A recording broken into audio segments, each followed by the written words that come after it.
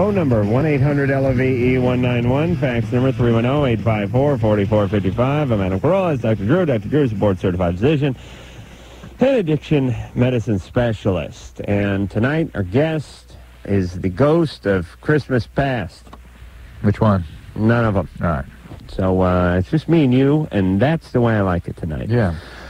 We'll have the Lords of Acid in here tomorrow night, and then Buster Poindexter will be in here on Tuesday. Buster Poindexter is a guy who's had a lot of albums, done a lot of acting, but I'm not sure what the hell he's been doing for about the last 5 years. Yeah. He's one of those names that people know. You know, he's that guy. He looks like Dickie from the Boss Tones. As a matter of fact, I think it is Dickie from the Boss Tones. That's what he's been doing. As a matter of fact, I think he just gave up the Buster the Poindexter. Buster the Poindexter. He's been up here before, the Buster Poindexter, hasn't he? Yeah, that's what I thought. He's kind of almost a caricature. Yeah.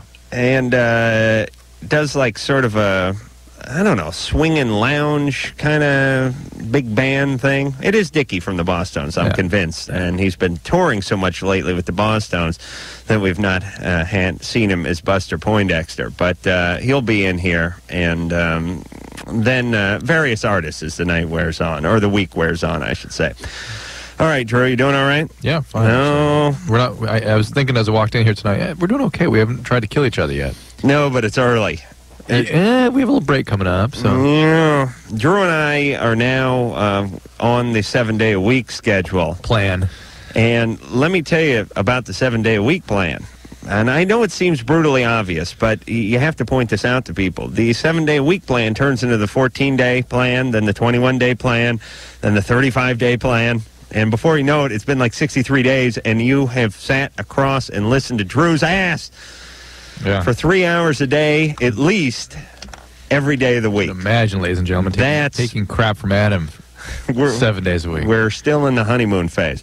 All right, so let me tell you about an amazing thrill that I had. As you know, we had singer, songwriter extraordinaire, and idol of mine, John Hyatt, in here Thursday. It was a dream come true for me, and then I went and saw his show at the El Rey Theater on Friday night, which I'd never been to before, which is a pretty nice venue, and John packed them in and was exquisite, as usual. What a great live performer this John Hyatt is. Anyway, he does this thing, does that finale thing where, you know, you get, oh, Drew, you've never been to a concert, and I guess they don't do this in opera, where the fat chick with the Viking horns walks off the stage, and the conductor walks off, and the violin guy, like, smashes his violin into the oboe and walks off stage. And then the audience starts stomping their feet, and like the lights are flashing, and they're clapping, and then the fat chick with the Viking helmet comes back out on stage and like belts out another number. Do they do that? Not typically. No. Okay. In rock concerts, they do that. So Hyatt came out once and did a little solo thing on the piano, and then came out one more time and played probably his biggest song in terms of got a decent amount of airplay, at least out here. God, it's like 8-10 years ago I used to hear it on the radio. But Engineer Mike, why don't you fire up the slow turning, and I'll sort of finish the story off. What is this? This is a recording of that night? No, I should have snuck in a DAT player or something. I'm just going to recreate it via the CD version. You're lame. Well, how the hell was I going to know what was going to happen? And besides, I thought that stuff was illegal. You can't go in and record a concert and then play it on the radio, can you? Unless you talk to somebody. Do you have to reenact a story? Can't you just tell us the story? This is like, a True Stories of the Highway Patrol or something. Right, now we're going to have the reenactment of what happened. Right. And those are always the lamest part of the show, aren't they? No, I'm playing the song because I want you to understand how it went. All right, so just as opposed listen to reenacting. Oh, okay. Shut up, please. Where's Cliff Stack is going to come out in a trench coat and explain things? Where's that Robert Stack? Robert Stack. The point is it's the last song of the night. Everyone's up on their feet, and they're, like, dancing around. And all right, we're going to make this work. Thank you, Mike. All right, now, it comes to... All right, let's see. Now, it comes to this... I'm trying to figure out where he did it on the song. This part where he's talking about the kids banging in the back of the car like Charlie Watts. Who's a drummer for the Rolling Stones, Drew? If you say so. Okay. Oh, boy. All right, let's just listen, and then I'll explain what happened.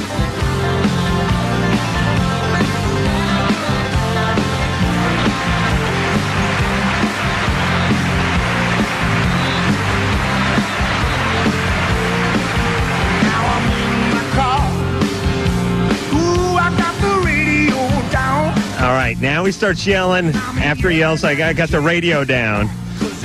Wait, I just wanted to hear that. He starts yelling, Adam, Drew, help me. And everyone was going nuts, or at least I was going nuts. At least you imagined they were going nuts. I was screaming just like you know, when those kids at the Beatles concerts from the black and white footage of them playing like Ed Sullivan. Oh, I'm so embarrassed for your family. And then he starts yelling, Adam, help me! Like again, like 30 seconds later, Drew, and I just creamed in my pants. All right, Mike. All right, so your life has hit a zenith. This is it. Yeah. This is as good as life gets for you. Yeah. I mean, didn't I see you the day after that? Yeah. You didn't mention it. I did. No. I didn't? No. Yeah, because I have such disdain for you, Drew. You really do. It really shows. No, I'm because getting insulted. Shut finally. up. We weren't.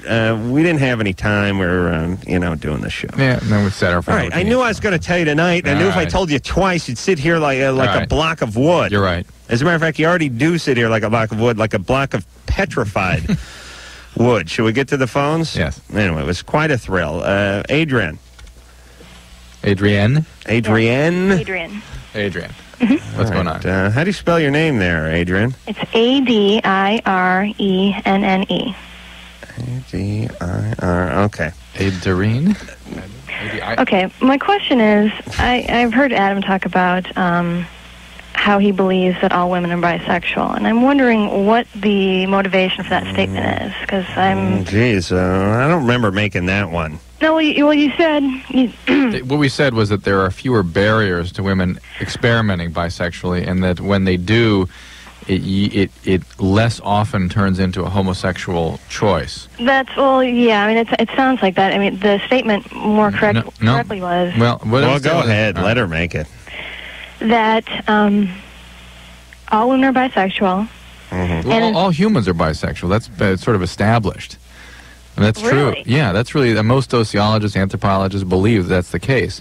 But that we develop a very specific sexual orientation through the social context in which we psychologically develop. Well, no, wait a minute, Drew. You're saying we're not born with proclivities sexually? We are born with proclivities, but you've heard me say to young people very often that most adolescents, for instance, have same-sex feelings. Yeah. That all humans have bisexual instincts and feelings. Right. We don't all act on them. And if we lived in a different society, maybe we would, but we don't. All right. But then that sounds as if that you could cultivate either or both by society, by media, whatsoever. Yeah, I think you can to a certain degree. I mean, look at it this way. I believe, and tell me what you think of this.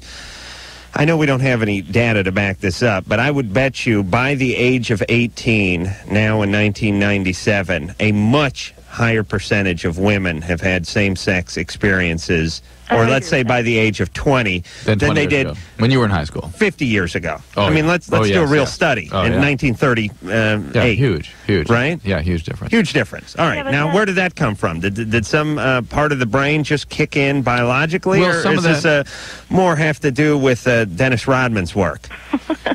I think what I'm saying? Some of it is acting out from bad family systems, really. I mean, some of it is a confusion of one's sexual orientation because people never complete their development because the family systems are so chaotic. And that's where a lot of this comes from today, I think. All right, and then society doesn't do anything to help people, to guide them in sort of more contained directions. I would think that society really is, especially lately, within the last few years, it's guiding, especially women, in a certain direction. I think it's not assisting in containment, I think is how I'd put it. I don't understand what you mean by that. Well, that people have a lot of chaotic feelings these days and a lot of confusion about everything emotional, including their sexual orientation. And society is not doing, in fact, it's doing the contrary. It's adding to the confusion rather than helping people contain disturbing and confusing affect. See, there used to be a day, and I long for these days, where if you acted out you got like the nail that stuck up got hit with the hammer. What I mean is you got a consequence. Yeah, I mean, if you were sort of causing trouble, they put you out in the middle of town and they flogged you, or they put a scarlet letter on you, or they made it. You were ostracized. You were shunned. I like those days. Well, you know what? Now, everyone's got to do their own thing. Yeah, hey, they're just expressing themselves. Both are bad. That's the reality. That somewhere in between, we need to take into account sort of a more realistic spectrum of human behaviors, and society needs to create forces that move people in a healthy direction rather than contribute to unhealthy choices. How about that, Adrienne? We're getting close. So that's what I feel. What's your problem? You into chicks? I'm beginning to wonder if maybe I am, but okay. But I haven't cut myself off from men either. Right. Well, it's been more of a situation where, I mean, I'm 27 years old, and this is something that has only happened within the last few years. I mean, from what I've heard, from what I've read, anyone who is gay has made that kind of decision or has that feeling, when in their teens, early 20s. Not always. In my late 20s. Some people, you've never had any feelings prior to this? No. Not the last few years.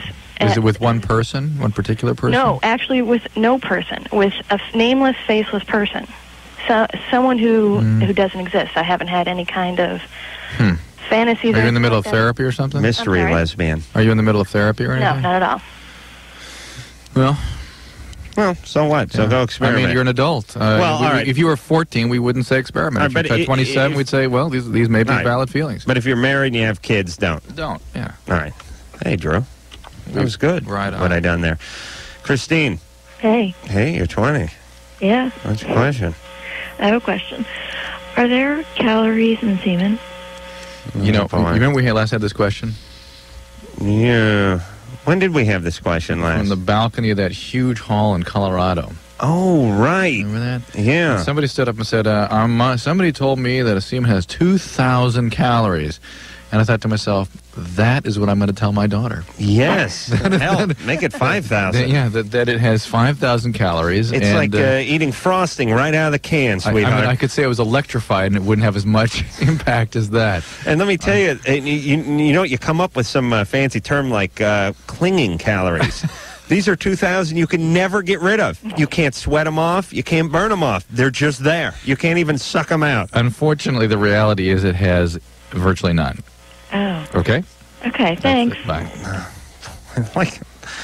How much... 2,000 calories. How many guys you got to be with before you're actually worrying about the calorie properties of semen? You know what I'm saying? I mean, even if it was the same as 10 cc's of just sugar-ridden lard, even then, wouldn't you really have to be on a bit of a roll? I mean, it's basically orally. It's mucopolysaccharides. It's like what comes out of your nose when you blow it. Similar stuff. So if that had a lot of calories, we should all be blowing our nose as a way of losing weight. I don't know what you're talking about. There's no way I could get my mouth up to my nose.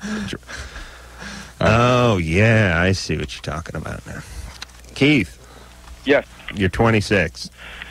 Okay, when I was about 11, my grandfather was trying to promote sex on me, not with me, telling me that it would clear up my skin and I would sleep better at night.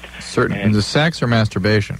Well, he was telling me sex, but I wasn't interested in that then, so certain cultures start in on that in young adolescent males. Yeah, it led me to masturbate. What's that? I started to masturbate. Yeah. Right then and there while he was telling you the story? Because that's a... I've always found that, again, in cultures that do this, they really objectify women. And it's just, hey, the boy he's not quite right, let's get him a woman. Just some object that he can relieve himself and clear his skin. Yes. And it's not good. Where's your grandpa from? He was from Poland. Mm-hmm. Yeah. I don't know if that's one of the cultures Drew's talking about or not. Any of those old world countries. Yeah. But the problem that I'm having today is a few years after that, my acne cleared up just with age. But I became somewhat addicted to masturbating because it put me to sleep at night. You've called the right man. So and now it's like 15 years later, and I cannot fall asleep without masturbating. It's not even pleasurable for me anymore. I kind kind of have to do it to fall asleep. And last year I went to a doctor, but I left out the masturbating part, which I shouldn't have, and they prescribed Klonopin for sleeping disorder. Yeah, and now I'm addicted to that and to masturbating. Oh, gee. That's nice. Can you get addicted to that Klonopin? Oh, yeah. Why would you give him? Was it that big a problem that you had to take that hearty a drug? I just said I couldn't sleep. Klonopin is actually a good choice for sleep disorders. It is not a very addictive sleeping aid, but if you take it long enough, you will become dependent. Is that the same stuff you scored us? No. Oh, it isn't? No. Sorry, man. Anyway, Drew and I do a little traveling. It's important. So how do I wean myself off of this? That's an interesting choice of words. How long have you been on it for? Well, I'm not talking about the drug. I could probably get off He's trying to wean himself off the wean. He's been on that. Did you start when you were 11? Probably 12 and a half. All right, so you have a good 13, 14 years under your belt. Yeah. Just under your belt. All right, I'm done with my bizarre puns, Drew. Thank you.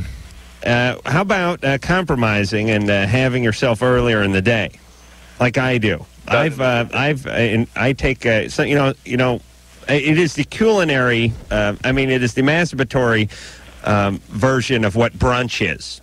is what I do. I got breakfast, brunch, lunch. Here's what I think you should do. Drew, what do you think of this?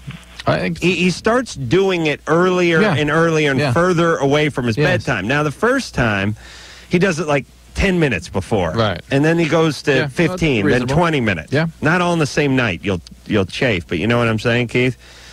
You go to eventually, a month from now, you're masturbating at 4:30 in the afternoon. And then you won't associate it with sleep. Right. But the problem then is that I'm still doing it to get to sleep, and I'm not doing it for a pleasurable experience now. No, you'll be doing it. You'll be doing it at 10 o'clock in the morning. You do it at 4:30 in the afternoon. You're doing it for pleasure. Yeah. You see otherwise, you won't do it. But if you do it right before you go to bed, then that's what you need to go to bed. If you do it a half hour, watch a half-hour TV, and then go to bed, then you'll eventually not associate that. Yeah, that's reasonable. Of course, good luck getting the remote out of the hand. David. Hey, how's it going? You're 22. You're driving a semi. Yes, I am. I know what a tractor sounds like. How's it going? Good. Good. Hey, my question is, Hold on. What? Just wondering where he is. It's where am I? Yeah, where are you? I'm on the 605. All right. Nothing. Not as romantic as you envision. Really? Is that loud? No. I mean, Drew pictured you going through like a Coors commercial, through Rocky Mountain beer country, and family of bears to the right, snow-capped mountains to the left, pine forest straight ahead. No, it's just L.A. All right. My girlfriend's been seeing her for like 5 months. And she tells me she has lesbian dreams about the girls are faceless, and she starts to go down on her, and right when she gets there, she wakes up. And I'm wondering if I should turn around, because I'm on the way to her house right now. I'm wondering if I should just turn around, or what that's all about. There's two schools of thought here. A is, big deal. Everybody has dreams. A lot of people have same-sex dreams, so on and so forth. Who cares? Okay, that's number one. Number two is she's telling you about her same-sex dreams, which may be a way to sort of broach that subject. You know what I'm saying? Or whatever that subject means to her. But maybe she wants to get into that a little bit, and it's a real easy segue to say, I had this dream about this. Or maybe she was abused in some way and wants to sort of get to that and share that. I mean, something. I've asked her about that, if she would ever do that and everything, and she said there's and all this stuff. So. But here's an interesting thing to ask her, and I'll put him on hold, but he can still hear us, and that way we don't have to hear BJ and the Bear back there, which is Drew's favorite show from the late 70s. Stacks. It's two blonde twins with huge jugs. What is that? BJ and the Bear? Yeah. Was BJ, a good-looking truck driver. The Bear, which was the monkey, and then Stax, which was this like big busty one of the Landers sisters, not the Dear Abby Landers, but Landers twins, Right. who did all their best work on the Love Boat and all the shows. Remember those really good-looking, kind of slutty twins from the 70s? Too much eyeshadow. Always wearing a pair of, dittos and roller skates. Right. All right, anyway. What the hell? Oh, yeah. Here's what you should say to her. I mean, you tell me what you think of this. All right. I think you should say to her, not only what do you think this dream means, and I'm not judging you, I'm just curious what your take on it is, and number two, what do you think you telling me the dream means? Yeah. I mean, normally when somebody has a dream that's a little bit embarrassing or a little bit bizarre, they oftentimes keep it to themselves. Like I dreamed that I was trapped under a coffee table and Drew Carey was urinating on me last night. Really? Yeah. Why are you telling us that? I was using it as an example, thus using myself as a bit of a martyr. I see. He lived on Laurel Canyon in North Hollywood with his mom in an apartment, much like the one my dad used to live at. In the dream? Yeah. I was wondering why a guy was making good money, was still living at home. Turned out he was a little bit out of control. Somehow I tripped and got caught under a coffee table. It was almost like being in like a dog carry-on cage, you know, the four legs around you and sort of under. Yeah. And he urinated on me. Do you think that means anything? Yeah, something. I'm processing. You know, the beauty of my dreams is there's no doubt that they're bizarre and twisted and that they're, fueled from hell. Yes. But they're so damn twisted that even trained minds can't take a stab at them. You know what I mean? No, they're usually transparent. They're pretty simple once you get away from all the color. But what does Drew Carey urinating on me have to do? We'll get to it. And, you know, the thing that's funny about me is, like, I'll see Drew Carey and I'll be mad at him next time I see him. Right. Because he peed on you. Well, he certainly tried. A lot caught the coffee table, Drew, and some went into the fruit bowl. But, yeah, I did get hit. We'll be back. Yes, sir. You're 18. Yes, I am. How you guys doing tonight? Good. How are you doing? Not too bad, not too bad. All righty, then. Drew, I have a comment for you real quick. Yeah? Dude, you on Charles Grodin. What the heck, dude? Why should I... I mean, he is like... He doesn't even know what he's talking about, and you were just stupendous. I'm sorry. I love you, Drew. You're just like... Everything you say... Well, thank you. But you mean I shouldn't be on that show, is what you're saying? Yes. Yeah, Adam and I have decided... I didn't know what I was getting into, frankly, and Adam and I decided we're not going on that show anymore. Well, let me explain how these shows work. When they call you, they do stuff like this, first off. You get a call. Hi, my name is Tina Braswanski. I'm with the Charles Grodin Show. Charles would be delighted if you... Okay. Then you go on the show and you realize Charles has mispronounced your name. It's Dr. Jew and Adam A. Hola. I mean, he doesn't know. So for the first part is Charles wouldn't be delighted. Charles doesn't remember you from the last time you were there, and he didn't like you that time either. The number two thing they don't tell you is they've called... first off, 15 other people dropped out before they called you. Are you serious? This is my suspicion. Because after all, we are B celebrities. And number two, they call 8 other people and put them on the show with you. So the call you get, which is, Charles is a big fan of the show. Well, and Charles then they would be quote, honored if to you me, came they out. start quoting all kind of substance. Yes, we're going to have a thorough discussion of the issues of family in America. We'd like to great. I'd like to participate in that. attack social mores and talk about it. And then you get on there and, hey, it's Rip Taylor, everybody. You're sandwiching between Mother Love and Rip Taylor. And that's exactly right. Who is that guy from E.T.? He had, like, no business at all. Well, believe me, he wasn't first on anyone's list either. Don't think they don't ask for, George Clooney. Oh, I know they don't. No, they do. That would be like... They do. They just work their way down. And then that's like at the very bottom of the list. Well, here's what it is. And I've just come up with a mathematical equation, and I think I figured this out, Drew. And here's how all these shows work. You either have one George Clooney, or you have a seventh of George Clooney. And seven of those. Which is Drew. Yeah, and collectively, you still don't really make one, but you make like one guest collectively. Now, Drew, in my book, you're 2 7s. Oh, thank you. God bless you. Yeah. I have another question. Yeah. Okay, is smoking marijuana, is it bad for you? I mean, what's the real side effects of, occasional use is probably not going to hurt anybody. Okay. Chronic daily use over years definitely hurts airways. Okay. You get a sort of a chronic bronchitis type picture. What would that entail, but it's all right because you don't really need to breathe when you're high all the time, do you, Drew? Like an emphysema type picture. Well, what are you doing? When you're high, you're not a triathlete. You don't breathe. All right. That there is definitely some effect on the central nervous system, the majority of which appears to be reversible. And there is definitely a severe addictive disease. And the people that are prone to addiction, almost without exception, have a family history of alcoholism. Yes, unfortunately, I do. Yeah, but I'll tell you, even not all alcoholics become marijuana addicts. The sort of essential syndrome of marijuana addiction is an immediate euphoria when you first get high from the drug, which is usually the third or fourth time you use it, and then persistent preoccupation thereafter. I'm off the weed now, Charlie. Good. Can't score. Terry. Hello. You're 19. What's going on?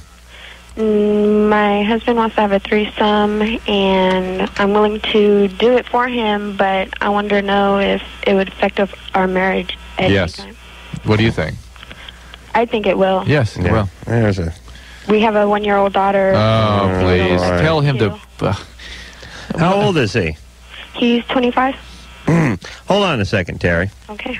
I was at a bookstore today, just buying a car magazine, but I was, I always feel, I'm such an idiot. I'll go into a bookstore and I'll go right for the magazine rack and then stand there and look at Road and Track or, some porno publication for an hour and a half and then walk out and I realize, hell, I didn't have to go to a bookstore to do this. And so what I'll do oftentimes is go look at another legitimate book to sort of satisfy either God or the manager at the bookstore so I don't look like a guy just walked in and stood by a magazine rack. Right.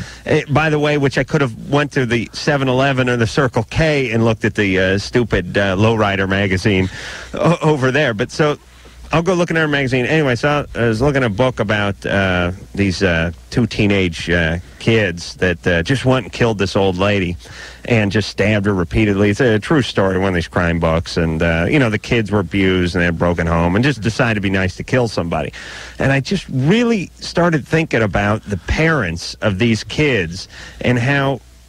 not even in a removed way, they are responsible for the murder of this woman. Directly responsible. Right. When you have a dog and they go out and the dog goes out and tears up a neighbor or two, they put the dog down, which they have to do, which these animals need to do now. And then they go after the owners. Then they go right to the owners, and then they destroy these people. They garnish their wages, whatever it is, sue them, whatever it takes, because they are the people that created the dog. And let it loose. But the only defense on society the rest of us have is to have consequences so people don't create these kinds of beings. Right. So society, again, somebody asked me last night, what can you do to create impact on society? And I thought, at least we're trying to change the culture and stuff. But you know what?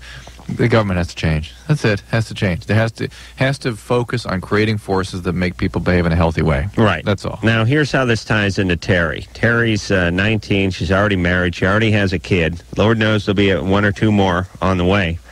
Perhaps she'll get a bun in the oven during the threesome. The hubby's obviously a little immature, a little out of control, break up, broken marriage, a kid unattended to, and then he goes off and becomes the potential serial killer of the year 2000 and beyond. Terry? See, I got your future all mapped out. Now, your husband is how old again? 25. 25. And why did you get married so early? Pregnant. I'm not sure. I love him, and I thought it would be the best for me. And how long have you been married? Going on 2 years. And how's your family doing? Your mom and dad? Actually, I don't talk to I talk to my mom, but I don't talk to my dad. How come? He doesn't want to talk to me anymore. How come?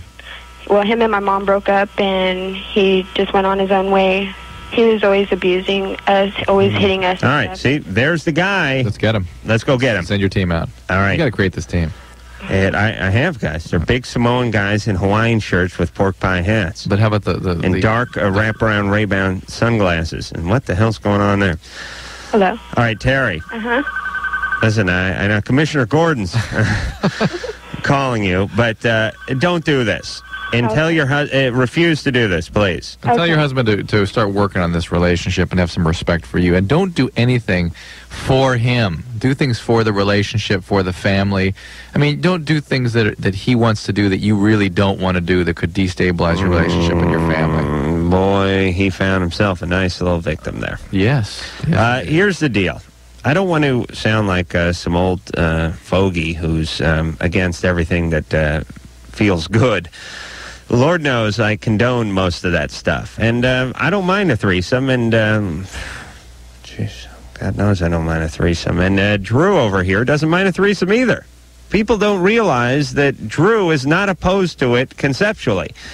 If you're, having a little Club Med vacation with you and one of your buddies, and you put a condom on, and you run into the chick who's hosting over at the Tiki Hut, and the chick who teaches scuba diving, or the guy who teaches scuba diving. You guys all want to roll around in the sand. God bless you, and I don't think Drew has a problem with that either. I'm a little against it, but because usually the women are kind of acting out and sort of supporting some pathology. But all right. So what the hell? You're not filming it and selling it. Yeah, but it's not a disaster. But if you're married, disaster, and if you have a kid, that's it.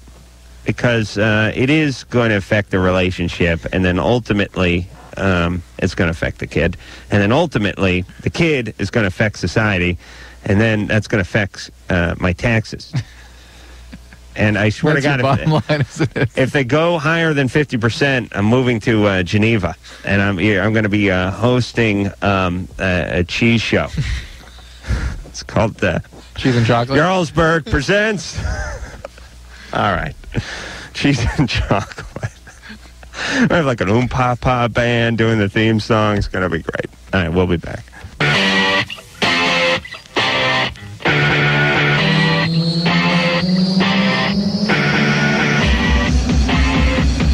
Yeah, everybody on the floor, this is Ice-T. You're listening to Loveline with Adam Carolla and Dr. Drew. Nobody moves, nobody gets hurt. Yes, we haven't seen him in a while, have we? No. And? He's doing a TV show. Oh, his own TV? Well, he's in a TV show. It's like he plays Special Forces FBI. The Practice? It's not The Practice, The Play. Oh, man. Okay, no, it ain't The Practice. But is it The Player? I don't know. I don't know. It's on like I just thought I'd throw Fox or UPN. Because if I feed it into your ear, you'll say it. Normally I go along with it, but I know The Practice is about doctors or lawyers. He plays like a FBI guy. Anyway, who cares? I think it's on Friday nights. Anyway, and maybe you can get him on, and he could clear it up for us. All right. All right. Hopefully he's not listening. Drew? Yep. All right. Janelle? Yeah. You're 26. Yep. How are you guys doing? Good. Oh, that's good. I got a question for you guys. I've been together with my boyfriend for 6 years, and we have 2 kids together, and recently I've been wanting to get married, and he absolutely does not want to get married. Why? He says that he doesn't feel that our relationship is stable enough, and that... Why doesn't he work on making it more stable then? You got 2 kids with the guy. Right. Wasn't a concern of his when number 2 was on the way? Well, yeah, that's my point now. You know, I mean, we've been together 6 years. We've had problems, but, you know, we're together now, and we've been together 6 years, and, you know, I want to get married and go on, you know. Mm-hmm. To get divorced, or no, just to go on? We've both been married before, and so you were married before you were 20. Yep, I got married when I was 16. Hold on a second. Hold on. All right, Drew, we got to do some gambling. I don't have any money. Oh, for Christ's sake! What do you mean you don't have your wallet? I don't have my wallet. Listen, man, I saw you leaving Starbucks tonight. I know. My wallet's in the car. Can we go get it? Go get it right now. Yeah, come on. Oh, look, we got $1 in here. Thank you. Hey, Drew, nobody gets out to their car faster than you do. All right. I mean, like Jesse Owens going out to that Volvo. You could have got out. You could have been out there and back by the time I got hear my they have a wallet device now that unlock and start your car too. Oh yeah, Wow. you can hook them right up to that alarm beeper. I want that. Yeah, you gotta find one to take care of your wife though. You know, something you could push just to like instant coma. Just actually, I saw her yesterday. She's a delight. See, and your beautiful daughter as well. Thank you. All right, let's do. I just thought, see, that's Adam's brain working. Bashed on Drew's wife. May see her over at the TV show. She could be listening tonight. Time to backtrack. No. Also speaking of she gave me a kiss. Yeah. It was very delightful. I think she was coming on to me, actually. All right, so we're going to gamble. Oh, boy. There's trouble here. First off, she sounds drunk. Or she just sounds like someone who's into drugs or substances. Yeah, tobacco. They all sound like Demi Moore, Yeah. She has 2 kids with some guy who she has a semi-turbulent relationship with. Been with this guy since she was 20, already divorced. Yeah. I didn't even know. Married at 16. I guess that's a pretty good run then. 4 years with one guy, 6 years with another. I'm guessing pretty overt abuse from Papa. Had to get out of the house at 16 to marry. I'm going with physical abuse on Papa. Okay. Dad, out of control, alcoholic, just chaotic, abusive family. You know what I mean? Maybe abused everybody. That's kind of mine, isn't it, though, with the abuse? All right. Why don't you go sexual? I'll just go no overt striking, but just alcoholic, out of control dad. Crazy family system. All right. Janelle? Yep. What do you think? No, I lost my dad when I was 14. To what? Cancer. Cancer. And no, I don't use drugs. I'm sick. But no, I lost my dad at 14. Well, we're sorry to hear that, but we're going to dig something up here. You don't get married at 16. No, I got married at 16, rebelling against my mom, and because I had been through so much when I was young. What was so much? How was? But I know you don't want to disrespect the dead or anything. But how was your relationship with your dad before he passed away? My dad was very strict. He didn't drink or anything, but he was very strict and... Spanked you a lot? Huh? Spanked you? No, but he spanked me, but not, like abusive. Just very strict. He grew up in a very large family, like with a total of 8 brothers and sisters. So, and his family was really strict. And the only thing that I grew up around was with my parents fought, argued a lot. That's chaotic to some degree. Yeah, and I think when... You don't get married at 16 just sort of on a whim. I mean, because, listen, you want to rebel against your mom, you get your navel pierced, or you dye your hair. You don't go tie the knot. Navel piercing wasn't in then, no. How old was the guy you married when you were 16? He was 18. Oh, boy.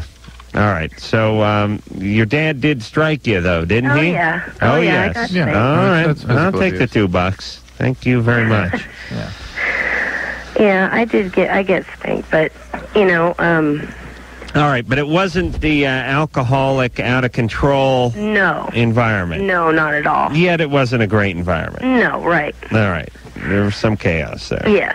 All right, and you want to get this guy to marry you. And here's my bet with this guy. Okay. He's saying, well, the relationship couldn't handle the marriage. There's still so many things to work out. Yet his way of working it out is watching tractor pulls and American Gladiators while polishing off a Sixer Mickey's, right? There's no way... No, he doesn't drink at all. Actually, he's listening to you guys. He's at work right now. Not a big guy, is he? But he's not dragging you into the couples therapist office to say, well, we'll go ahead and hurry up and work this out so we can get married. Right. Well, his marriage, I think his problem, this is what I think. His first marriage lasted all of 3 months. And he really, wanted to be married. And then now it's like he's totally scared to get married again because he thinks that, okay, I got married the first time, 3 months, and then... That doesn't fit.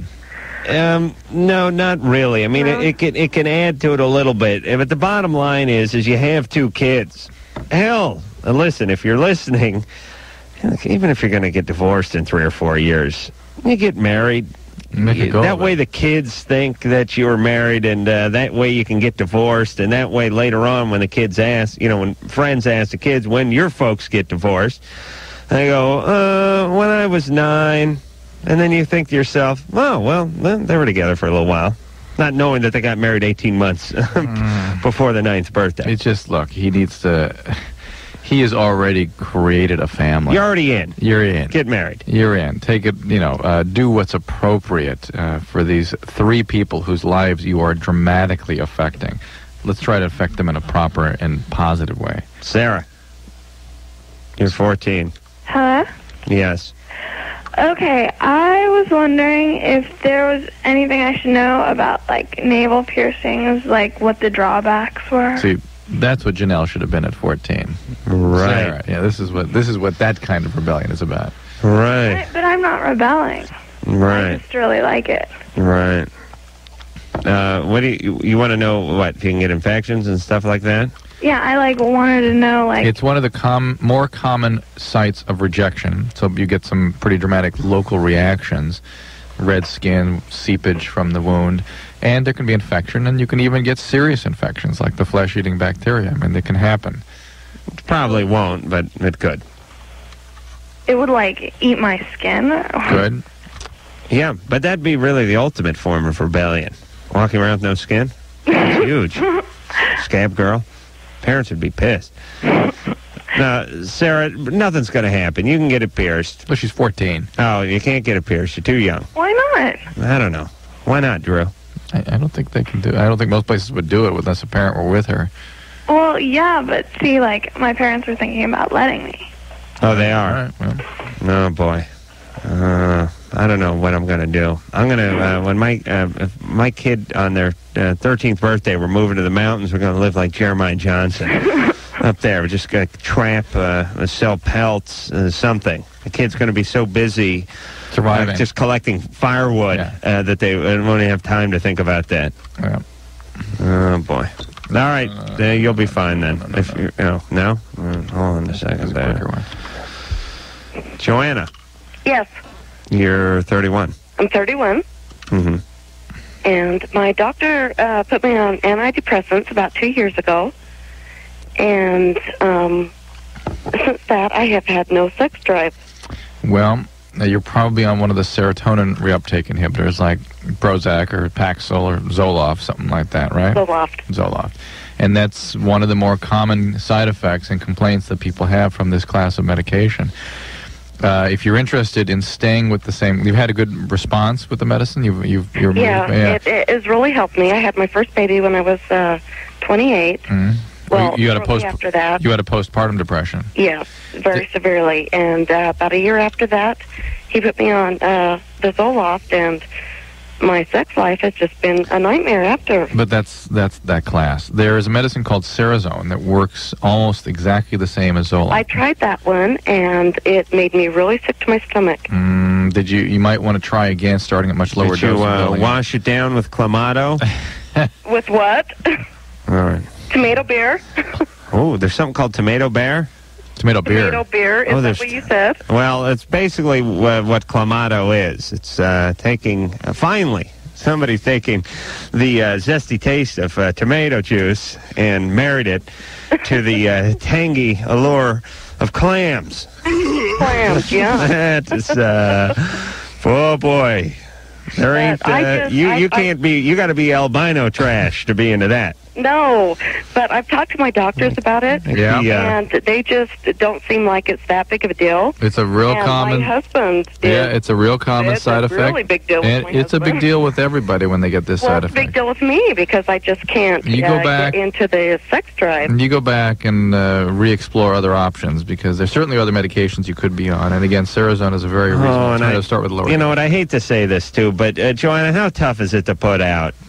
No. You've been married for a while. Really feeling up to it. Oh, I never feel up to anything. No, but it's really shut down with this medicine. Really? Listen, when it's really on your mind and you really want to do it, but you just can't get that You Flow want to. going? I can't explain to you how it is. People usually have trouble describing it, and they usually describe it as actually being like irritating. Like the whole idea is like, what is he so doing? It's not to her? even that you're neutral to the idea. It's like a negative. Yeah, it's like, oh, this is irritating. What doesn't make sense even, right? Right, exactly. Yeah. All right, And all right. it is. You want to do it. You want to have sex, but you just How about a little oral sex? really. No, I'm not offering myself. I'm saying, to your husband. I'm saying, I have done that too. So Yeah, I mean, here's the deal. I just thought, okay, I'll just go ahead and do this. Right. How's that? And I think that I don't really give my husband the signals to go ahead and progress past that. Well, I mean, what if you said this? I mean, hey, I know we don't want to treat it like we're, trading, pelts and beads with the Indians here. But what if you said, listen, I'm on this medication. I'm really not up to the intercourse aspect of it. But if you can squeeze a shot off in under 5 minutes, I'll go down and take care of you. Right, exactly. And he'd probably, you've been married for how long? 10 years. He's in. Count him in for that one. All right, and just do that. That'll take a little the starch out of his sail, and meanwhile she goes back to the doctor. Simple, everyday, working class answers, Drew. That's what I'm about. Wonderful. So here's the deal. When there's a lot of question marks, proceed with caution. And don't rush into stuff. And don't deny. Ladies and gentlemen, deal in reality. Accept reality on reality's terms. Don't be afraid to ask questions for fear of what you're going to find out. Find out what you're going to find out. And then cope with it. Deal with it. Accept it. All right, but see, I can't do that either, Drew, so I don't try to pass that along. Well, at least... Remember the time we were in the plane and the engine didn't start? And Loveline, I'm Adam Carolla. That is Dr. Drew. He's a board-certified physician, all that stuff. Phone number, 1-800-LOVE-191. Drew, please put outside reading material underneath your seat or desk, and we'll proceed accordingly with the class. Yeah. That's what I used to have to tell people when I taught. Spit out that gum? Comedy traffic school, ladies and gentlemen. What a gig. What a gig that was. Head out to Whittier. Be there Sunday morning about 8:45. And deal with about 35 students who, none of them deserve to be there, of course. Of course, yes. And pissed as hell that they were spending a Sunday listening to my ass for 7.5 hours. And basically blamed me for being there because I was the sort of representation of the man. Wow. Oh, what a gig that was. Any good stories? Because I was really hot for one of the chicks once and pilfered her number off the list. Ooh. I know it's a little bit of a boundary breaker there. Called her at home. I had a whole story planned about her not properly filling out a piece of paperwork. And what happened? Her mom answered. No, got one of those answering machines with the dude's voice on it, and decided not to leave a message. Never really got busted. They used to have DMV guys who'd come monitor your class and bust you, and Lord knows I'd be in a world of trouble because I did not teach according to the code at all. I was actually the world's greatest teacher, so people would walk in my class 2-3 hours late. Sit down. They would start offering up an excuse. I drove all the way out from... sit down. The guy over at the traffic department told me we're supposed to be... sit down. I don't care. Give me your $35 and sit down. Let's get out of here. One time took the class outside and taught them a lesson about, I think, friction and aerodynamics using a Frisbee for about 3 hours. 3 hours. One time, went out with a couple of guys who took me out to lunch who were students. We got an hour lunch break. Went out to a Mexican restaurant. Margaritas. Had a couple margaritas and showed up about 2.5 hours later. Whoa. I had the key to the classroom, and the entire class was sitting on the curb out in the street waiting for me to come back. But to them, they don't care. Because they're there from, 9 a.m. till 4:30, and whether their instructor shows up with a sombrero, and a lampshade on his head, they don't care. Just as long as the time is spent. But the thing that was funny is they used to teach for a place called Let Us Amuse You, LETTUSUCE. Right. So you know it's good. And they would always tell me, listen, Adam, here's one thing that you're missing. and we instruct all our instructors to do this, you go out there and the first thing you do is explain to the students your credentials. And, go ahead and embellish them a little bit. How you've been working, you've been on the road, and you've been opening for, this, Billy Crystal or Bill Cosby and Vegas and blah, blah, blah, blah, blah. Make sure they think you're a top-notch stand-up comedian before you begin the class, because that's what they're paying for. And I thought to myself, listen here, Tardos, it's Sunday. I'm in Whittier. I'm wearing a clip-on tie. It's 8:45 in the morning. How good is the career going? Yes. And how much, you know what I mean? Is Billy Crystal going to take this gig for $95 a day? Ooh, no. $95. Yeah. That's big money. Yeah, but I taught 1.5 classes a week or something, and they're always a million miles away.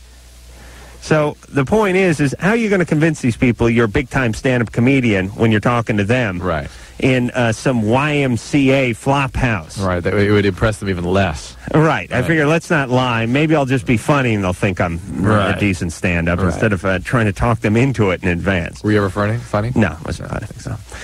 Michael. Hello.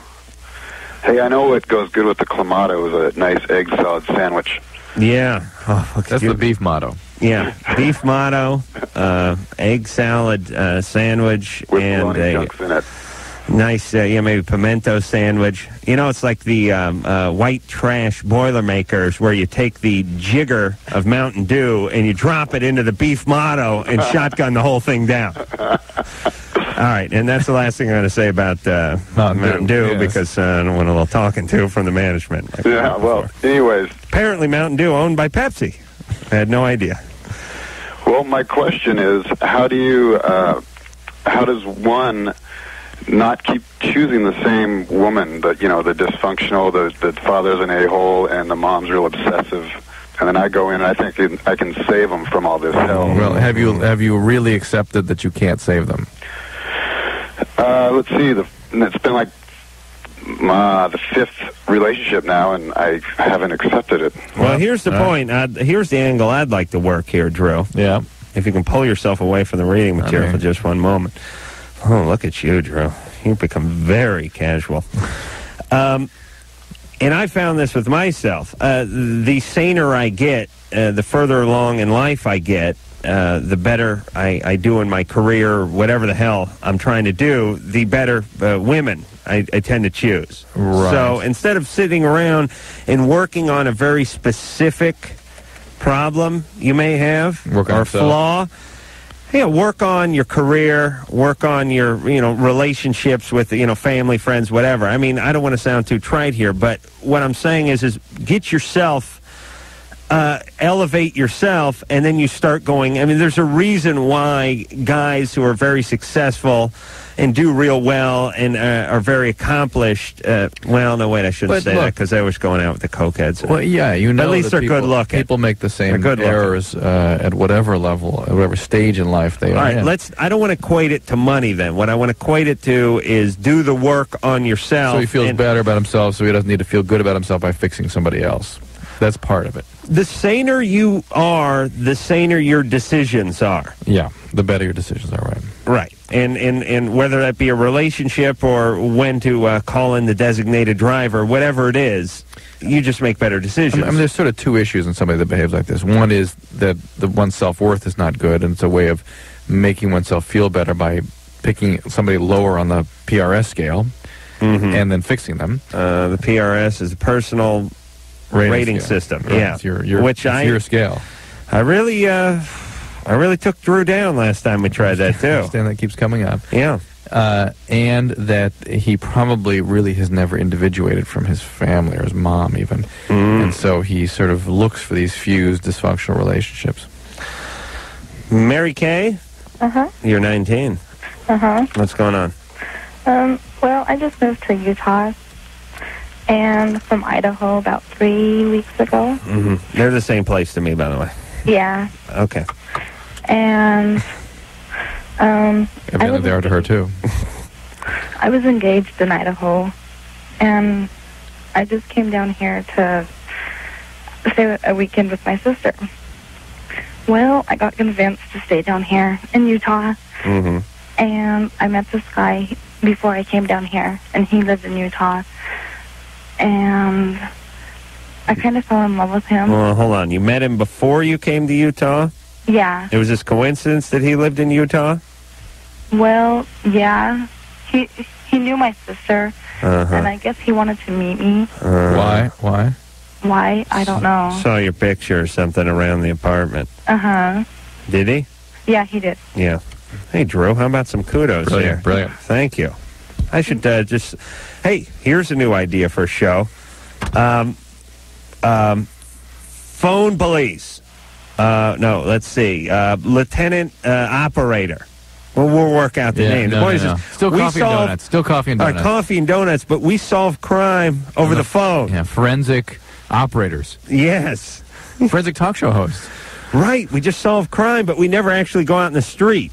And there's all these great stories that revolve around stuff that we get involved with. We peek into through the phone line. This is brilliant, Drew. I guess someone's got to write this down. All right, so, but didn't you say you were engaged in Idaho?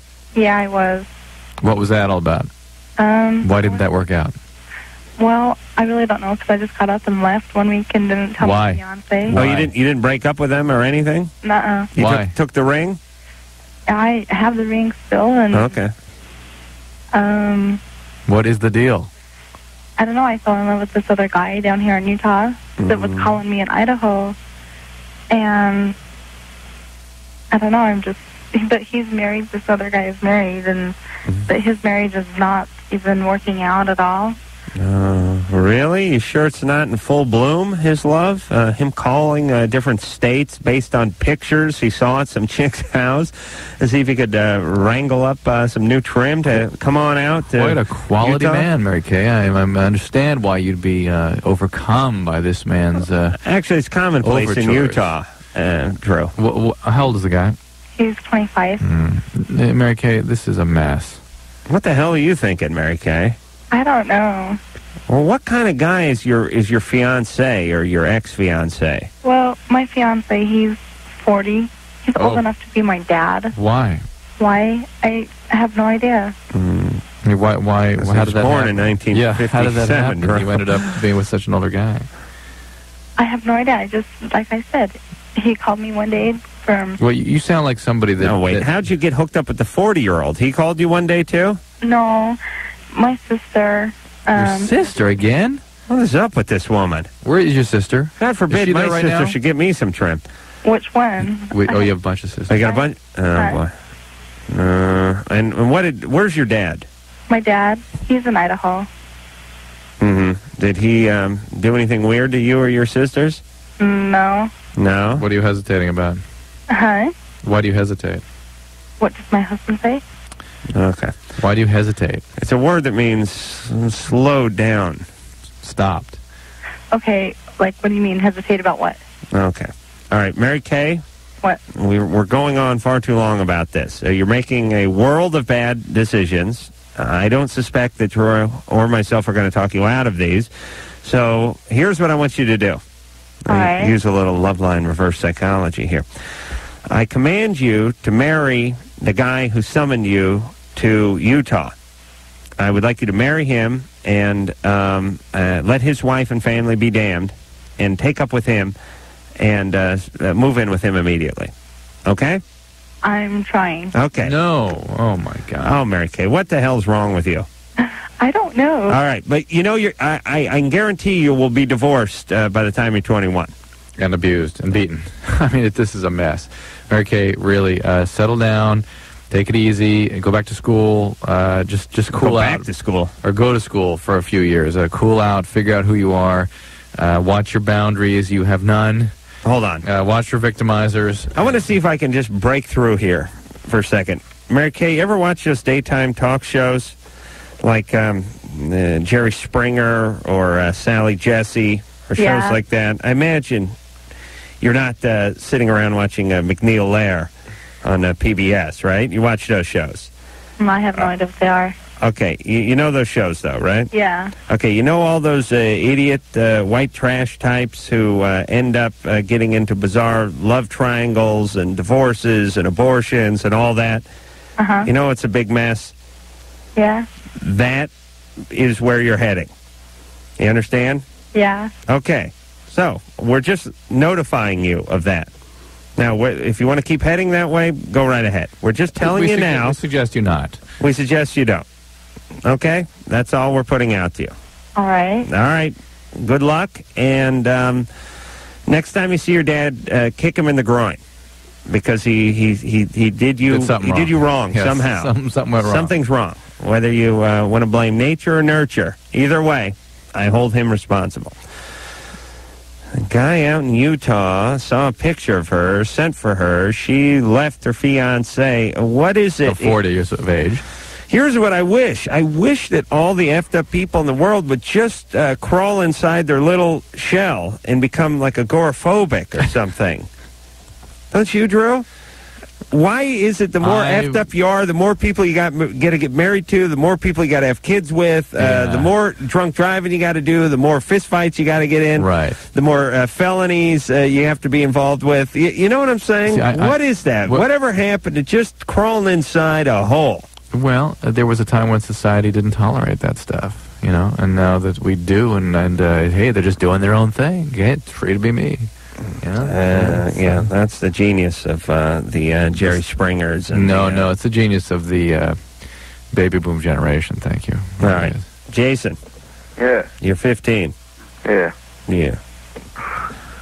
Jason, right now, real quick, we're going to hang up.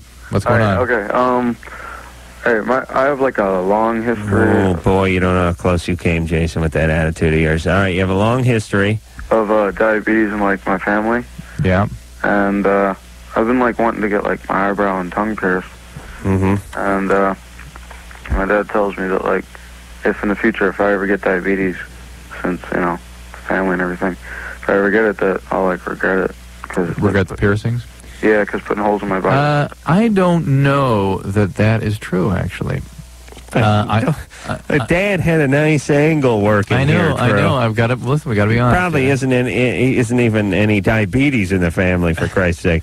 If you were diabetic presently, I would say absolutely you are putting yourself in harm's way. Why? Your immune system doesn't work normally when you're diabetic. Oh, okay. And so you're much more prone to infection, and particularly near the head, you don't want infections, or even about the head.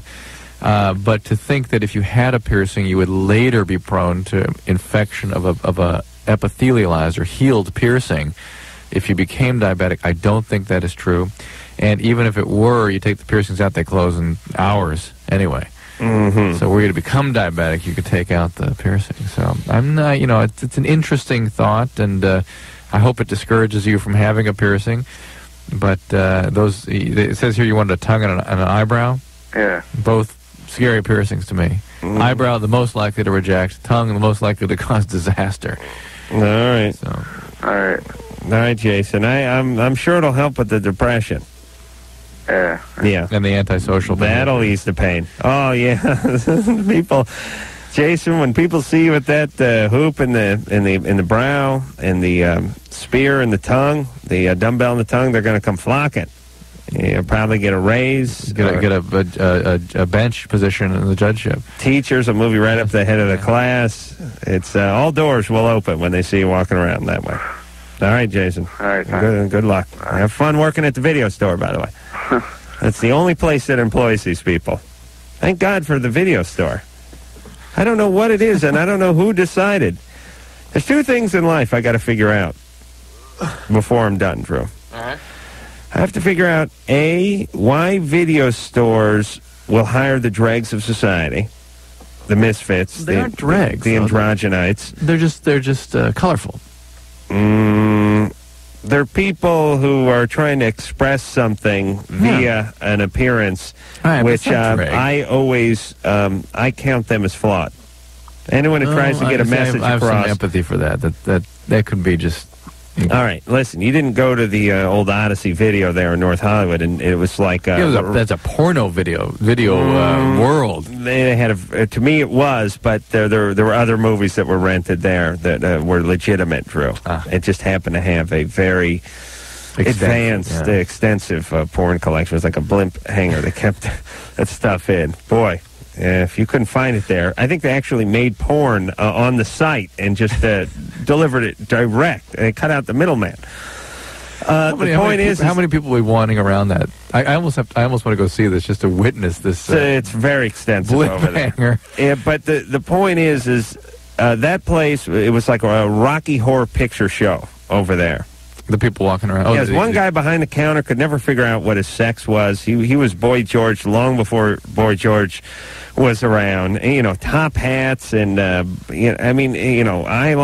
and it was just a disaster. But okay, so that's the one thing I got to get to the bottom of is why video stores employ these folks, and not the good Christian ones like Blockbuster and stuff, but just your basic video stores. They become a haven for the misfits of society. The other one is the realtors with their picture all over the place. You know what I'm talking about? You mean all the advertisements? All over the advertisements, whether it's a billboard, hey, it's Mike Flanagan, a realtor of Sherman Oaks, and there's big old fat-ass Mike with the mustache and losing the hair, and you know what I mean, stuffed into a jacket he wore in college. Yeah, what is that? What do I care what the guy? What am I going to do? Date the guy? Just go find the effing condo, Mike. Are you running for Senate, or are you just figuring out how much I should be putting down? When you get the realtor thing in the mail, it's got a picture. Male or female? Look, I can understand if you're exceptionally good-looking and you thought that may be an in. But most of these old yentas, these old women, they're in their 50s, and there ain't much to look at, and the guys ain't much to look at. And they all look the same. And they all look the same. Yet, if you find a realtor, you will see a picture. And no other business does this. It's not like, hey, it's Larry the plumber, we got to see his picture, or the guy who works, down at the, veterinarian office or something. There's his picture. No, realtors, they're pictures all over the place. At least in this part of the country. I wonder if that's the same everywhere. Oh, it's horrible. I mean, some of these guys they're becoming celebrities. Anyway. All right, Drew, let's go to break. And why don't you sell the next call, please? Ashley. This isn't a very good one to sell. Well, why don't you sell it good? Why don't we talk to a 26-year-old Roy about his 40-year-old girlfriend? All right, that's good. Hi, this is Andy Bell. And that was Mr. Vincent Clark from Eurasia. You're listening to Loveline, so don't go away. Yes. I haven't heard that one before, I don't think. All right. Phone number for Loveline, 1-800-LOVE-191. Fax number, 310-854-4455. Madam Carolla is Dr. Drew. And where are we going here, Drew? 3. 3? Yeah. Okay, yeah, I saw that, but I thought that's the one you didn't want to sell. No, 2 is one I didn't want to sell. All right, so we sold 3. Yeah. All right. Roy.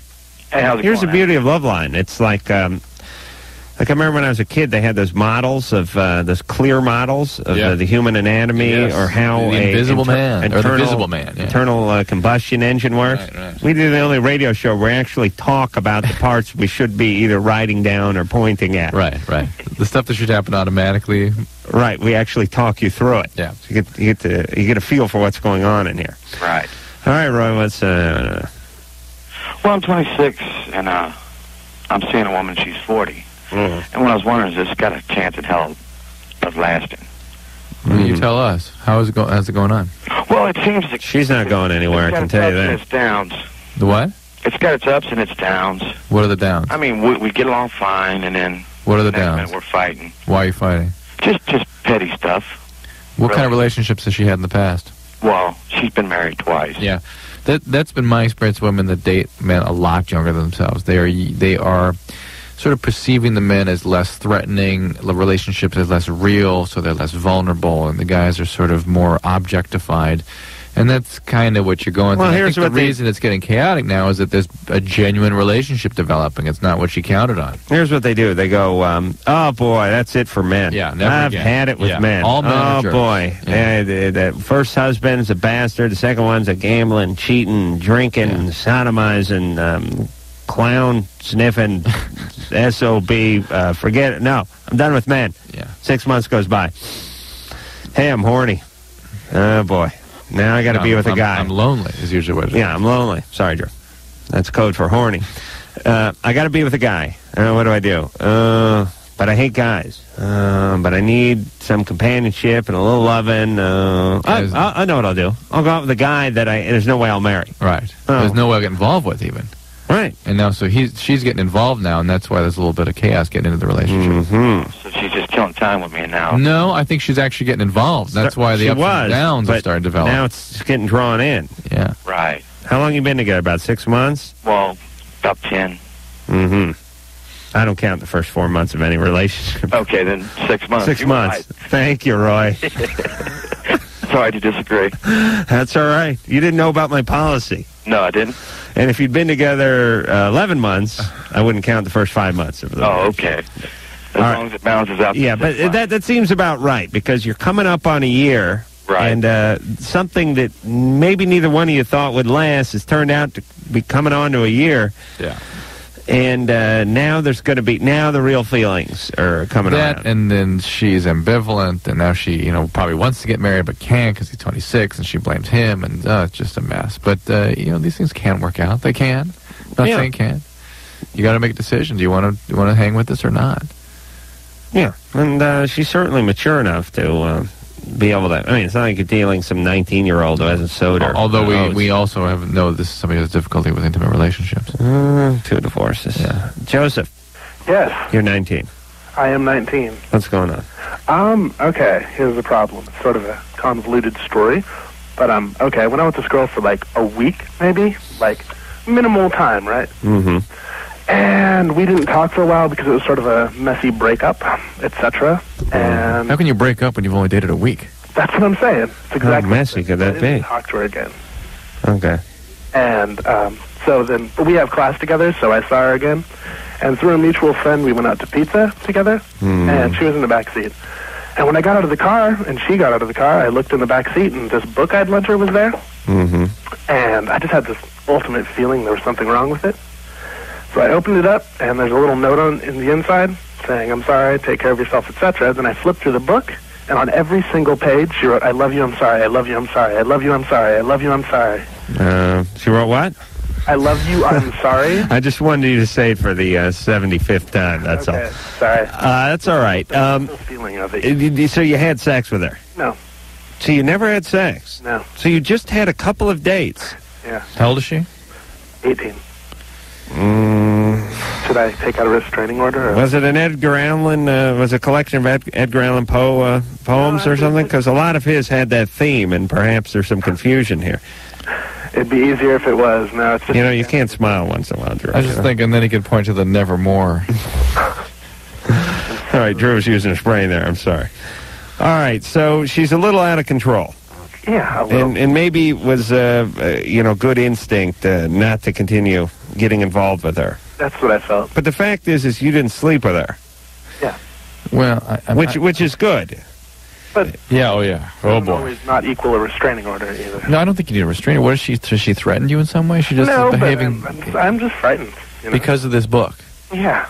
Yeah, but she hasn't said anything. She or probably been got it out of her intrusive. system. Yeah, she is. Yes, you're right. It's outlandish behavior, and it's a little spooky when people have the capacity to behave in ways that sort of leave you fantasizing that there's sort of no boundaries to their behaviors. But this is not her coming over with an axe and destroying your front lawn or something. I mean, this is right. This is an obsessive. True, you're boy. You really know how to spin a yarn. Coming over with the axe and destroying the. I can see Drew's little Rolodex. Can't come up with a lawn jockey. Can't manufacture mailbox. Forget about front swing. I was thinking front porch. Lawn. Boy, Drew, you really you have quite a colorful palette you paint with there. Ashley. Hi. Hey, you're 16. Yeah, basically, my story is, for like the last year, I've been going through these major mood swings, just like on and off. And like right now I'm fine, but it's like the last couple weeks have been really bad. Like I'll just start thinking about something. When you say major mood swings, you mean down. Yeah. Swings down, not swings up and down. Yeah. Just well, down. Okay. But Those like, are just dips, really. yeah, pretty much. But like, I'll just start thinking about something that just bugs me, and then like it'll just bug me even more and more, and I'll just like get to the point where I just like get all upset and anything makes me cry. Give us an example of one of these things you're thinking about. Like, Chechnya. what? No. I was playing a hunch. Okay, whatever. Anyway, Sorry, whatever. like I'll start thinking like there's a guy that I met a long time ago that I was like seeing off and on, and like we're totally good friends now, and I'll think about that, and it's like I still totally like him, and whenever I think about like him with someone else or see him with someone else, that'll like upset me. Yeah, I don't know. You seem people have endless energy for this sort of thought at that age. Yeah, I don't know what it is. I mean, you'll do it. I mean, I did it into my 20s easily. It's not just that though, but like any other thing. Mm-hmm. Like, I don't know, like my dad, like he's not too healthy right now, I guess you could say. He's prone to like have a heart attack soon, and that like bugs me, and then like any little thing will bug me. Well, you're doing what you do when you're depressed, which is you're thinking about negative things quite a bit and really obsessing on them. It's been happening for so long. My mom's just like, oh, this is a typical teenager thing. You'll get over it. It's possible, but it sounds like you're suffering. Tell her so is suicide and drug abuse. Well, I mean, I've thought about that too, but then it's just like something that'll happen. I'll be like, oh, forget it. I mean, is this totally normal? You don't sound that effed up to me, but I don't want to deny you your feelings. I learned that in group therapy. Yes. But Adam, you're denying her feelings. Transient suicidal musing, I suppose, could be normal, but I don't think you can ever assume it is. I would want someone who has suicidal feelings to be assessed. All right, we can't make that kind of assessment. Sure, I know this is rare, but I've got a break wind, and I think we'll just throw it to commercial, and I'll go out in the parking lot. There's something brewing in me. Oh, God bless you. You see, I'm pretty very polite and conscientious. I appreciate you thinking of my. No, I won't do it on the air. But maybe if I just did it, you could see if you could hear it or not. I won't do it in the mic. Wait a minute! I thought you just said you were going to take it outside. Hold on.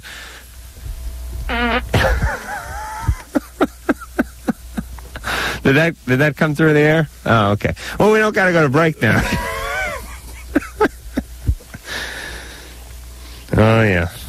Oh, boy. It's really the only thing missing from radio. What? This is the scent. I feel better. I felt like I had kittens in my stomach for the last 20 minutes. What's that? Turn the heat up in here so we can really get it, really emulsify the fabric in the walls with it here. So when Lycus leans up against it in 11 hours, the fart will have a new life. All right, Drew, you want to take one? No. You want to take one more call? Yeah. Oh, you do? No. Apparently you're, well, you got the kids. You've been smelling that for a while. Lana? Yeah. You're 24. Yes, I am. What's going on? Okay, this is the question. I've been dating casually with this guy. He's 27. Sunday's his birthday. And our sex relationship is just really good. However, we've done everything, and I've done everything to him, and I guess he's done whatever to me. But the first time we went out, and sexually, and he tried going downstairs on me, I kind of pushed him away, and ever since then, he's never tried it again.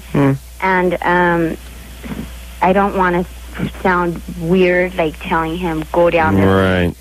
But, okay, this is the thing. Sunday's his birthday, and I was kind of... Like, this is no gift. Having him perform oral sex on you? If you're talking about, like, wrapping your vagina or something? No. Good. Listen, hear me out. Okay. So what I'm going to do, and I kind of want a man's point of view, I kind of want to perform in front of him with another female, actually handcuff him, and just he's not going to know what's happening. What I'm going to do is I got a sweater vest this year, Drew. What'd you get for your birthday? You got like a sock and a Thomas guide? Can you hear me out? Yeah, sorry. Okay, hear me out. Okay, he's going to be out for the evening. Hold on, I feel another prisoner. I'm getting ready to escape here, Drew. He'll be out for the evening. Hold on a second. I'll turn the mic away. Let's go to break. You guys didn't hear me or not? Yeah, I can hear you. It's hard to hear you over the sound of my own ass. Hey. I'm sorry. All right, so you want to, you know what? We got to go to break because we got to open the door. I have a medical problem. I have irritable bowel syndrome. Do I not, Drew? Yes. Evidently. All right. Listen, Lana, we understand that you want to perform a lesbian act, or at least a simulated lesbian act in front of your boyfriend for his birthday. We commend that. We're putting you on hold, and we'll get into the details of that after this. Speaking to Lana. Lana's 24. I think her boyfriend's 27. They've been going out for, doesn't feel like a long time, but I can't remember how long they've been going out. How long have you been going out with him? It's going on 5 months. 5 months, okay. Which, to me, is just 1 month, because, as you know, I get rid of the first 4 months. Now, his birthday's coming up this Sunday, which is my people's Sabbath, you know. And you want to perform this lesbian act for him. No, well, see, this is, okay, can you, like, just visualize this? And don't, No, I will. Go ahead. I want an opinion. My eyes are closed. Go ahead. Okay, what I plan on doing is having him brought home about 7 o'clock, and his roommate is going to let me decorate the house with candles and stuff. And when he gets there, I kind of planned on handcuffing him, because I honestly don't want to see him touch another female, because I do like him. However, when he's handcuffed and sat down, I kind of want to do a little dance for him, and then when I'm done, I'm going to tell him that I'm going to run over to the bedroom to get my toy, and my toy would be her on her knees and on a leash. Now, her and I would just do a little play thing together, and, you know, maybe she can probably go up to him and do a little wiggle dance on his lap or something, and then when her time's up, it's time for her to go. Okay, now... What is this supposed to accomplish? How do you know when her time is up, by the way? Because I'm going to call...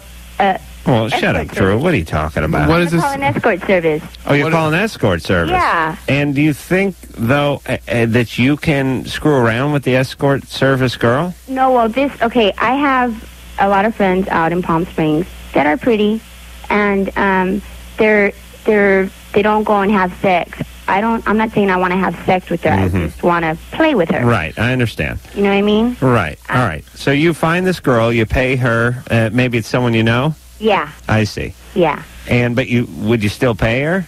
Would I pay her? Yeah. I'm going to tip her for doing it for me. What is this supposed to accomplish? What do you mean? It's going to get the guy excited. I don't want advice. I just want a man's opinion, if I should do it. What is it? What do you think it's going to accomplish? What is your fantasy that this is going to do for you? It's his birthday, and it's Happy birthday! It's the greatest. Did you start out by saying something about wanting him to do something to you?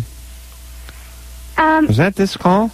Yeah. Yeah, this is her. But the thing is that I'm pretty sure after we fool around and stuff, he's going to be in the mood to where I'm pretty sure I'm just going to make him. Yeah. Make him go down on you. Yeah. Okay. Yeah, this is a very bizarre notion. Yeah, she's 24. Am I bizarre? See, maybe I shouldn't do it or what? No. What the hell? Do it. You know. To like it? You guys aren't going to get married anyway, right? No. All right. So Wait a we're minute. not even really boyfriend and girlfriend. I have not had a boyfriend in like 3 years. Do you want him to be your boyfriend? Do I want him to be my boyfriend? We're more like best friends. Do you want him to be your boyfriend? No, I'm not ready for a boyfriend. Why? Okay. Why? Because I got so much going for myself right now. What are you doing? Your lesbian friends in Palm Springs? Yeah, what are you doing that's so important? Well, I just did, I'm just getting into, like... Video games? No, internet things. I'm getting ready to pose for Penthouse and just little things like that. So I don't really have time to have a boyfriend. However, Right, because convenience. being photographed in the nude is really, it puts constraints on the time, Drew. I don't know if you've ever done this This before. is what I was picking up on. This is like this. He's had some serious stuff in the past here. Really? Yeah. I don't know. What? Any trauma, Lana? No trauma. Where's Papa? My dad? Yeah. He's probably home asleep. Okay. Did he drink himself to sleep? No. No. No. He ever? I have no idea how I am. They think I'm like the perfect little daughter. Right. Okay. All right. I mean, I wasn't calling for advice. No, I understand. You didn't want to open that Pandora's box. No, I just want to know if Listen, Lana. You guys aren't having a real serious relationship. You're not considering or thinking about making him your boyfriend for a multitude of reasons. She's very busy right now. She's got to be photographed spreading her ass. And, she's diddling around on the internet. And Drew, I mean, you don't have time. Oh, wait a minute. You're married. You got a TV show, a radio show, a practice. You're on the board at the hospital. You got the triplets. And still find time for a relationship. Oh, my God. The point is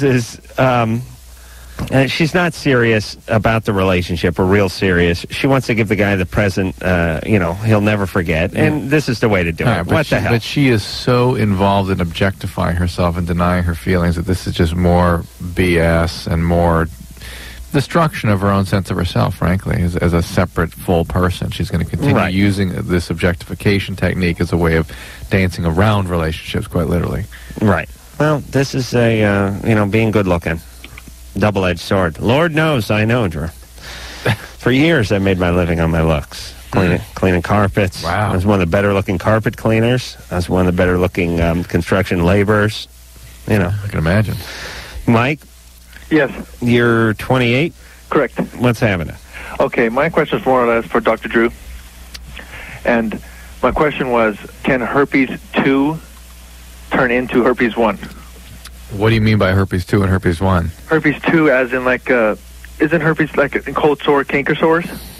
They both are. Like herpes simplex. Right. Okay. You hear about herpes simplex 1 and 2, don't you? Yeah, there are different viral subtypes that both occur in both places. There's really no distinction. You would not know the difference between 1 and 2. Oh, really? Well, what is the difference between 1 and 2? 2 is a little more intense. Usually it's more associated with systemic symptoms like body aches and flu symptoms, and even a meningitis. Speaking of number 2, Drew, I got something else coming on. But, there's otherwise, herpes 1 is somewhat more common on the mouth, and herpes 2 is perhaps more common. Oh, it's that fruit salad, eh? Okay. But that's it. Otherwise, it's the same thing. Okay, then what is the sexually transmitted disease? They're both. Oh, they are, okay. But, if you have, canker sores, which is herpes 1? Sometimes. Okay, so it can be herpes 1 or 2 then. Well, let's just say you got 1 or and neither, a half. Or neither. For the sake of argument. But if you give somebody oral sex when you have cold sores, you can definitely transmit that. Whatever you got. Derek.